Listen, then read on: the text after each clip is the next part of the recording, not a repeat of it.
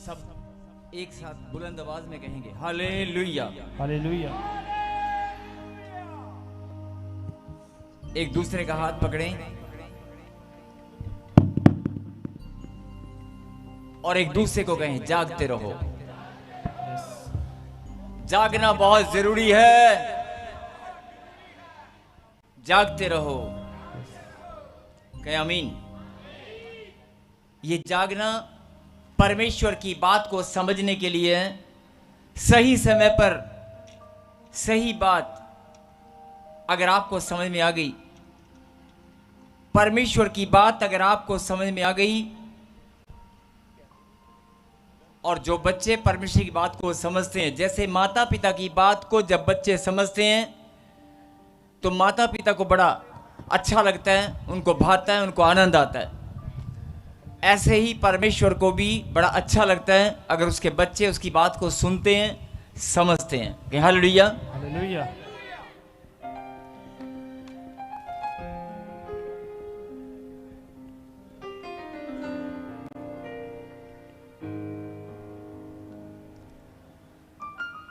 कुलुस्सियों की किताब में अभी प्रभु की बात ताकि आपको बहुत अच्छे से समझ में आए, एक वचन के द्वारा मैं आपको बताना चाहता हूं। कुलुस्सियों की किताब, कुलुस्सियों निकालें, कुलुस्सियों की किताब 3 अध्याय और 23 आयत, 3 अध्याय और 23वीं आयत को हम पढ़ेंगे। Chapter 3 and 23 verse. एक दूसरे को हाथ लगाकर फिर से कहें जागते रहो, क्योंकि शैतान आपको भारी नींद में डाल सकता है, आपका ध्यान इधर उधर भटका सकता है। फिर से कहें जागते रहो। लेकिन बहुत सारे लोग बोलते नहीं है, आवाज ही नहीं आ रही। फिर से कहें जागते रहो। एक दूसरे को हाथ लगा के बोलो जगाते रहो,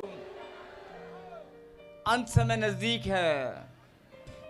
सब लोग जाग जाएं, खुदा के वचन को आज समझने पाए। कहें आमीन। आमीन। कुलुस्सियों की किताब और 3 अध्याय और उसकी 23 वर्स को हम पढ़ेंगे। पढ़ें। जो कुछ तुम करते हो, जो कुछ तुम करते हो तन मन से करो, तन मन से करो, यह समझकर कि मनुष्य के लिए नहीं परंतु प्रभु के लिए करते हो। बोल हालेलुया। यह समझकर कि किसी इंसान के लिए नहीं, जो भी हम करते हैं वो परमेश्वर के लिए करते हैं। किसके लिए? अगर आप ताली बजा रहे हैं, किसी इंसान के लिए नहीं बज रही है, किसके लिए बज रही है? अगर आप हालेलुया के नारे लगा रहे हैं तो परमेश्वर के लिए। अगर आप शरीर, देह, प्राण, आत्मा, आपके तीनों एक साथ यहां पर बैठे हैं कि नहीं? हाँ जी, बैठे हैं कि नहीं? मैं आपसे पूछ रहा हूं, आपका शरीर यहां पर है, आपके प्राण यहां पर हैं, आपका मन यहां पर है, आपकी देह, आपका प्राण, आपकी आत्मा यहां पर है कि नहीं? लेकिन लग नहीं रहा है। आपकी देह यहां पर है लेकिन मन कहीं और है। आपके प्राण यहां पर है लेकिन आत्मा लगता है कहीं घूमने गई है। नहीं, आपकी आत्मा यहां पर है कि नहीं?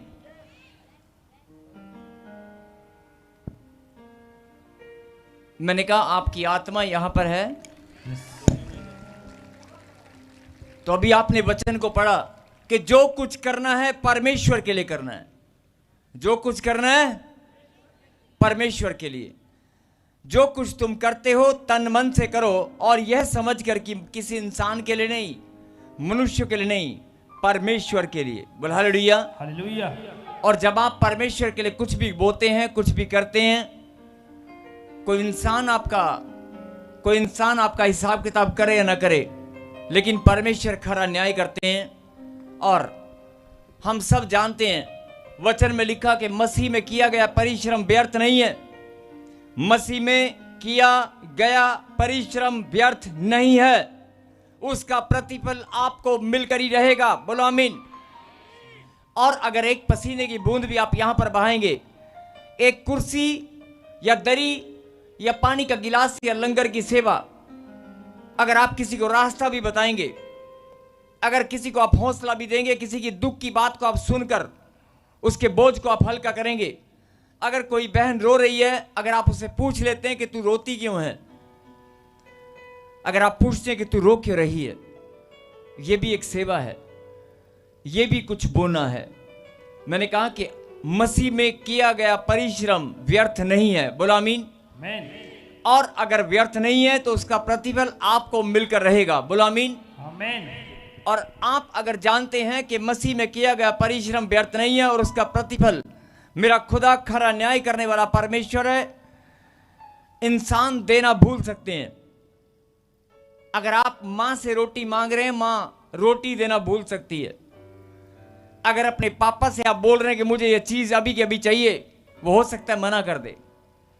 अपने भाई से, अपने दोस्त से अगर आप अपना ही सामान देकर आप वापस मांगे तो हो सकता है वो मुंह कर जाए, हो सकता है वो मना कर दे कि मैं नहीं दूंगा। और किसी भी इंसान की कभी भी नीयत खराब हो सकती है, लेकिन परमेश्वर ने कहा कि मैं खरा न्याय करने वाला परमेश्वर हूं और मसीह में किया गया परिश्रम व्यर्थ नहीं है। इसलिए क्या लिखा, जो कुछ तुम करते हो, जो तुम कुछ करते हो, जो भी कुछ, वो किसके लिए करना है? तन मन से करो। अगर तन यहां है तो मन भी होना चाहिए। आपका मन होता है लेकिन तन नहीं होता। कई लोग कहेंगे कि तन और मन एक साथ ही होते हैं, अलग अलग कैसे हो सकते हैं? अगर आपका तन यहां पर है लेकिन मन यहां पर नहीं है, यह हो सकता है। लेकिन आपका मन यहां पर है और तन यहां पर ना हो, यह नहीं हो सकता। नहीं, समझ में नहीं आया? बहुत गहरी बात है, जरा ध्यान से सुनना। अगर आपका तन यहां पर है तो मन कहीं और हो सकता है, लेकिन अगर आपका मन यहां पर है तो तन कहीं और कैसे हो सकता है? बोलो। इसलिए जब अपने मन को यहां पर लगाओगे तो तन मन दोनों एकाग्र हो जाएंगे।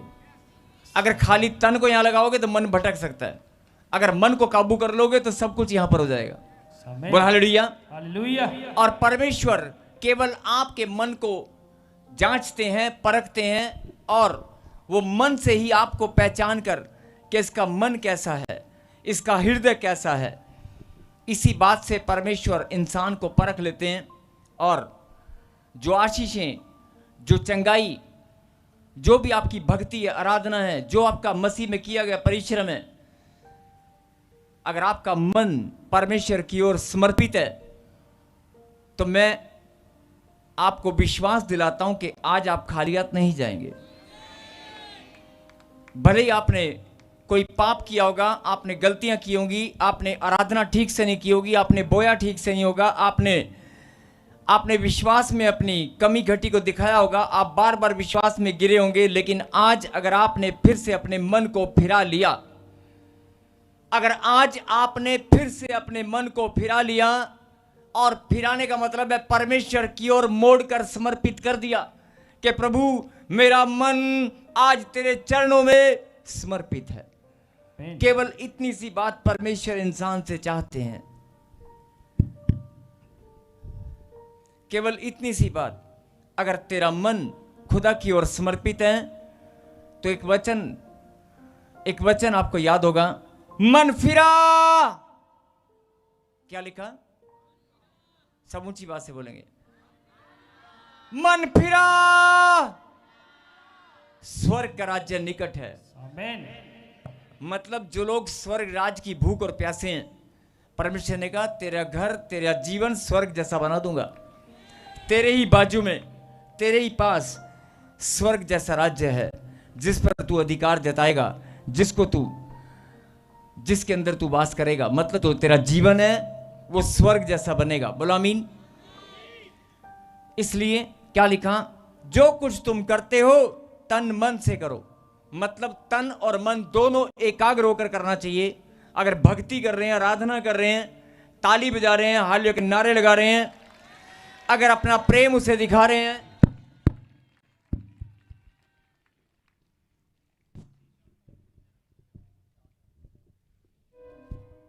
Hallelujah, hallelujah. अगर अपना प्रेम भी आप उसे दिखा रहे हैं तो आपका मन खुदा की ओर समर्पित होना चाहिए। अगर आपका मन समर्पित है और उसमें 100%, तो आज जो लोग कहते हैं हमें 4 साल हो गए, 10 साल हो गए, 15 साल हो गए प्रभु में आए हुए, हमें प्रतिफल नहीं मिला, हमें प्रार्थना का उत्तर नहीं मिला, हमारी प्रार्थना सुनी नहीं जाती, हमें चंगाई नहीं मिली, कोई पास्टर या कोई प्रभु का दास हमारी बातों को सुनता नहीं है, हम बहुत दुखी, हम परेशान हैं, हमारे बच्चे हॉस्पिटल में, हमारे पास संतान नहीं, हमारे पास मकान नहीं है। अरे चाहे कितनी भी प्रॉब्लम क्यों ना हो, प्रभु के अभिषेक में आकर, प्रभु के अभिषेक में आकर, उसकी संगति में आकर अगर तूने अपना मन उसके चरणों में समर्पित कर दिया तो तेरी आशीष आज तुझे मिलकर रहेगी।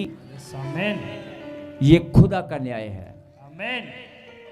इसलिए आपने देखा होगा कि जो लोग पहली बार आते हैं या जो लोग प्रभु को ठीक से जानते और पहचानते नहीं हैं, अचानक से उनके लिए भविष्यवाणी होती है, अचानक से उनका नंबर लग जाता है, अचानक से उनके जीवन में चमत्कार होते हैं, उनके लिए मिरेकल मनी भी हो जाती है और उनके लिए उनके कैंसर के पेशेंट या बड़ी हीलिंग उनके लिए हो जाती है। और कई सारे लोग बोलते हैं यार मैं 4 साल से 10 साल से प्रभु में हूं, मैं इतनी भक्ति करता हूं, लेकिन ये तो अभी 2 दिन पहले आया है और इसके लिए इतना बड़ा चमत्कार कैसे हो गया? क्योंकि उसका मन उसने प्रभु को सौंप दिया। उसने परमेश्वर को जाना या नहीं जाना, लेकिन अपना मन उसने उसको सौंप दिया। आज ये भविष्यवाणी है कि आज अगर अपना मन, अपना हृदय आप प्रभु को सौंप दें, अपने हृदय को आप खाली कर दें, कुछ भी भरा हुआ है, दुख है, तकलीफ है, चिंताएं हैं, टेंशन है, आज आप बीमारियों की सोच है, कर्जे की तरफ ध्यान है, अगर कोई बढ़ोतरी नहीं हो पा रही, मकान नहीं बन पा रहा, कोई बांझपन का श्राप आपका पीछा करता है, कोई भी प्रॉब्लम है, आप उस प्रॉब्लम से अपना ध्यान हटाएं और उस प्रॉब्लम से ध्यान हटाकर खुदा के चरणों में अपने मन को समर्पित करें।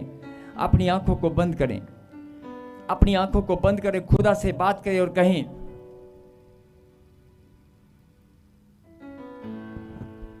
खुदा से बात करें और कहें परमेश्वर।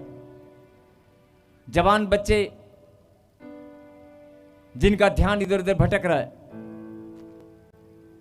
जवान भाई, जवान बच्चे जो परमेश्वर को ठीक से जानते और पहचानते अभी नहीं है, सभी ब्रांच वाले अपनी आंखों को बंद करें। अरे जो काम आपकी ब्रांच में आज तक नहीं हुआ वो अब होगा।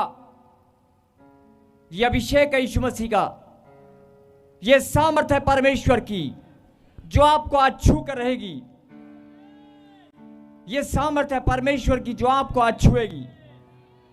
यह अभिषेक है यीशु मसीह का जो आपका जीवन बदल कर रख देगा। आमीन। आप अपने मन को समर्पित करें। अगर मन में कुछ भी है उस मन को खाली करें और 2 मिनट केवल अपने मन की बात, अपने दिल की बात, अपनी प्रॉब्लम जो भी आप शेयर करना चाहते हो प्रभु के सामने करें।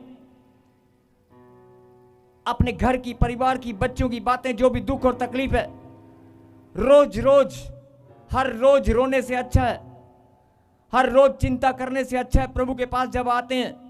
अभी समय है, प्रभु ने कहा जितनी भी आत्माएं, जितने भी बच्चे यहां मौजूद हैं, अरे जो दिल खोल कर बोलना है बोल दे, लेकिन रोज रोज रोना बंद कर।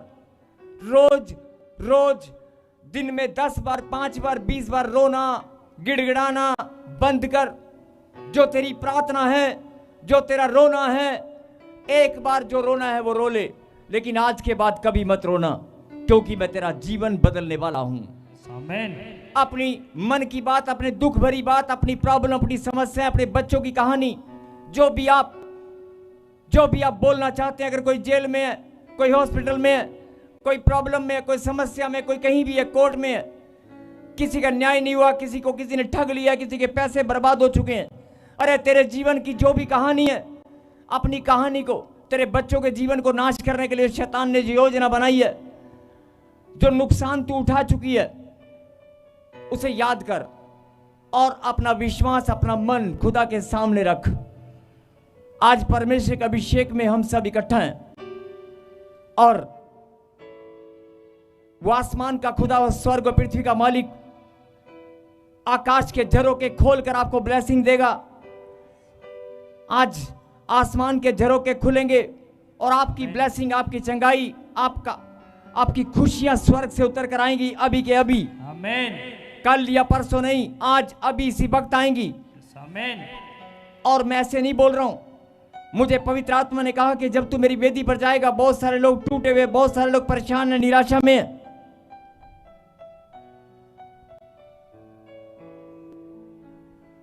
बहुत सारे लोग टूट टूट कर, रो रो कर प्रार्थनाएं करते हैं मेरे सामने, सुबह दोपहर और शाम, तीनों टाइम, पांचों टाइम, गाड़ी चलाते हुए, खाना बनाते हुए, आंसू निकलते रहते हैं।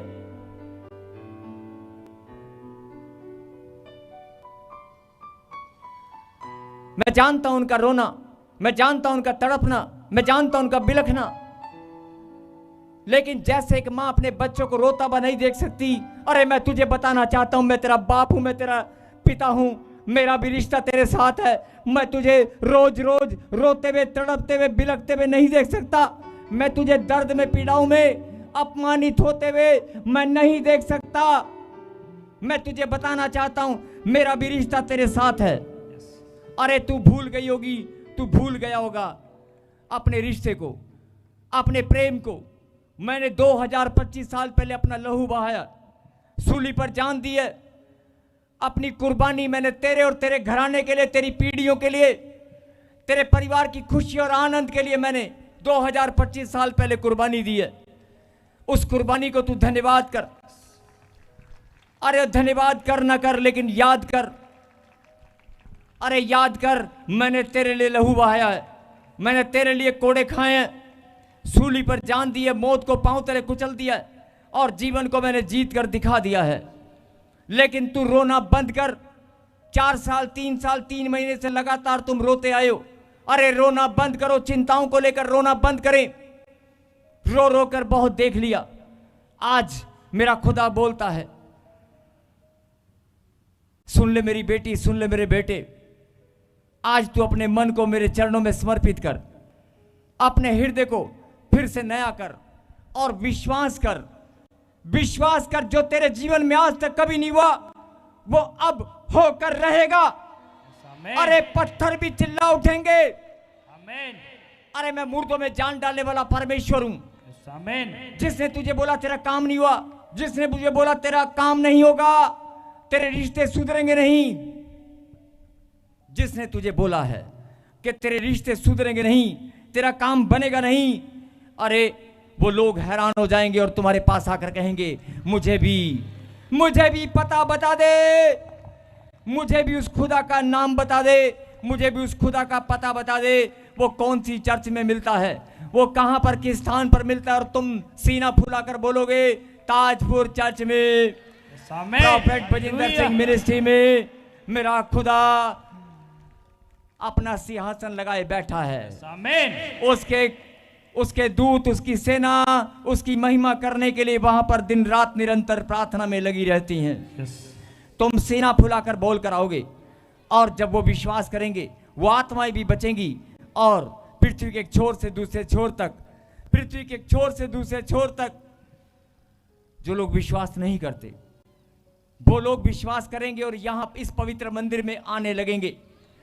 जैसे आप हिंदुस्तान के कोने कोने से आने लगे हो, जैसे आप पंजाब की धरती से, अलग अलग राज्यों से आप आने लगे हो, अरे देश विदेश की धरती से जैसे लोग आते हैं, ऐसे भीड़ की भीड़ और भी ज्यादा आएगी। आमीन। आप विश्वास करें। आप ही के परिवार के लोग, आप ही के रिश्तेदार जो प्रभु को नहीं मानते, नहीं जानते, अरे बहुत सारे लोग जो कठोर हृदय के हैं, मैंने कहा ना, पत्थर भी चिल्ला उठेंगे। इन 2 महीने में, इन 3 महीने में परमेश्वर आपके जीवन को बदल के रख देगा।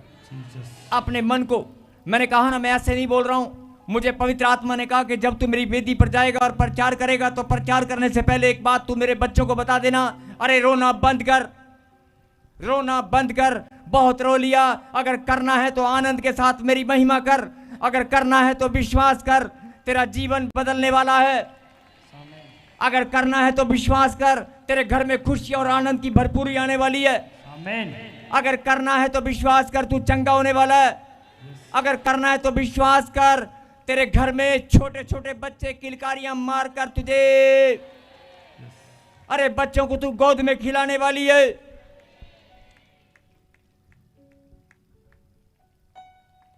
जिनको विश्वास है वो धन्यवाद कर रहे हैं तालियों के साथ। और 2 मिनट अपनी आंखों को बंद करके अपने मन की बात जो भी आप प्रभु को कहना चाहते हैं, लेकिन आज के बाद ये फैसला करना, प्रभु मैं रोऊंगी नहीं, परमेश्वर मैं रोऊंगी नहीं, मेरा विश्वास तुझ पर है। ये व्हीलचेयर, ये बीमारी, ये प्रॉब्लम, ये समस्याएं, ये गांठ गिल्टियां, पथरियां, रसोलियां आज मैं लेकर नहीं जाऊंगी। जो बीमारी, जो समस्याएं मैं लेकर आई हूं, जो चश्मा, जो कर्जा मैं तेरे पास लेकर आई हूं, आज मैं इसे लेकर नहीं जाऊंगी। आज मैं विश्वास करता हूं, मैं आज अपनी ब्लेसिंग और चंगाई और खुशियों को लेकर जाऊंगा। आंख बंद करें और प्रभु से बात करें।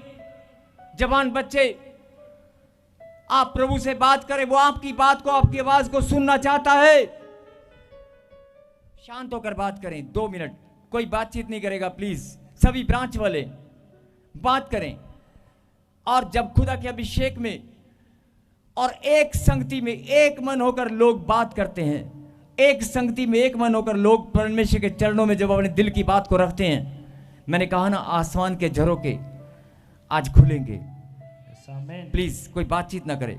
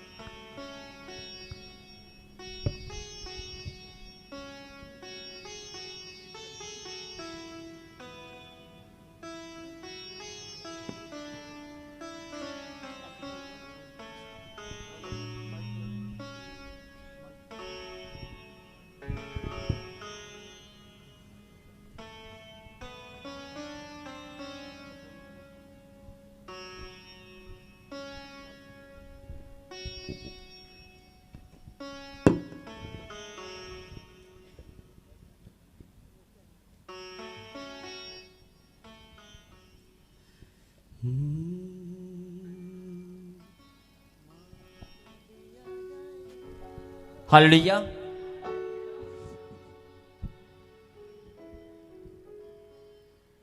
एक जोरदार ताली बजाकर धन्यवाद दें परमेश्वर को।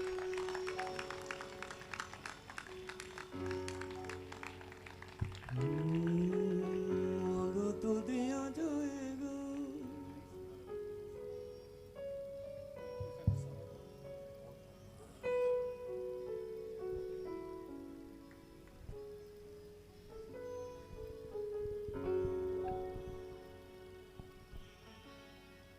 आइए हम फिर से प्रार्थना में, बिल्कुल सही। अब उसको बोलना बिल्कुल सही। अब मत चलना। फिर से कहें, परमेश्वर मैं धन्यवाद करती हूं। आपकी आवाज नहीं आ रही है, फिर से कहें, परमेश्वर मैं धन्यवाद करता हूं। परमेश्वर मैं धन्यवाद करती हूं। बहुत सारे लोग सोचते हैं कि बार बार धन्यवाद क्यों करवाया जाता है। अरे जितना भी करोगे कम ही रहेगा। जितना भी धन्यवाद करोगे वो कम ही रहेगा। सबको जय मसीह की। मैं जतिन बब्बर और आप देख रहे हैं मसीह परिवार चैनल। जैसे कि आप सब जानते हैं कि मैं इस चैनल पे प्रभु के अलग अलग दासों की वीडियोस डालता हूं। तो अगर आपको हमारा चैनल अच्छा लगता है तो आप इस चैनल को ज़्यादा से ज़्यादा सब्सक्राइब जरूर करें, ताकि आप प्रभु के वचन को सुन सके। वीडियोस को ज़्यादा से ज़्यादा शेयर करें, ताकि जिन लोगों तक वचन नहीं पहुंचा उन तक भी वचन पहुंच सके। सबको जय मसीह की। एक बार मैं आपसे दोबारा कहूँगा कि इस चैनल को सब्सक्राइब जरूर करें और वीडियोस को ज़्यादा से ज़्यादा शेयर करें। जय मसीह की।